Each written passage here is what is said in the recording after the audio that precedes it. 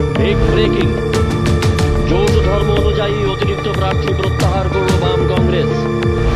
তারা যৌথভাবে লড়াই করবে নির্বাচনে।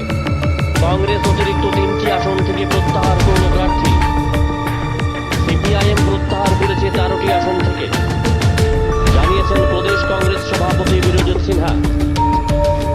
বামেরা আগেই 47-13 ফর্মুলাকে স্বাগত জানিয়েছিল।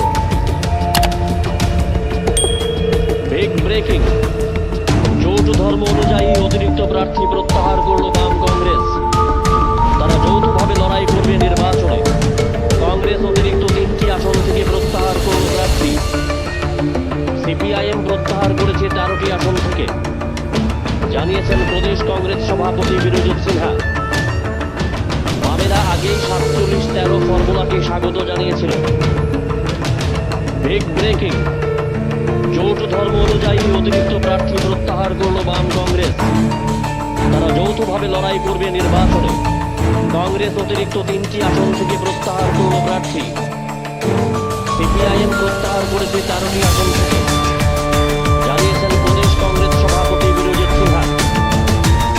বামেরা আগেই 47-13 ফর্মুলাকে স্বাগত জানিয়েছিল। বিগ ব্রেকিং, যৌথ ধর্ম অনুযায়ী অতিরিক্ত প্রার্থী প্রত্যাহার করল বাম কংগ্রেস। তারা যৌথভাবে লড়াই করবে নির্বাচনে। কংগ্রেস অতিরিক্ত 3টি আসন থেকে প্রত্যাহার করল প্রার্থী।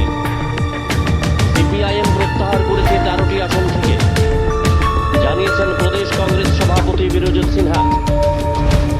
বামেরা আগেই 47-13 ফর্মুলাকে স্বাগত জানিয়েছিল।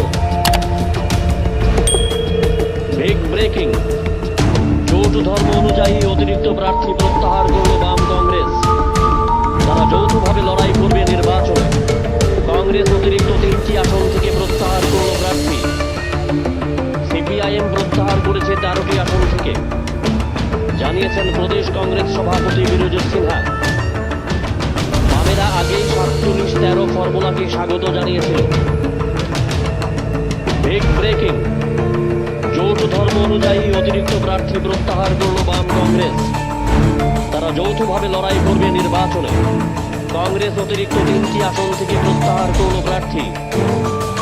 সিপিআইএম প্রত্যাহার করেছে 13টি আসন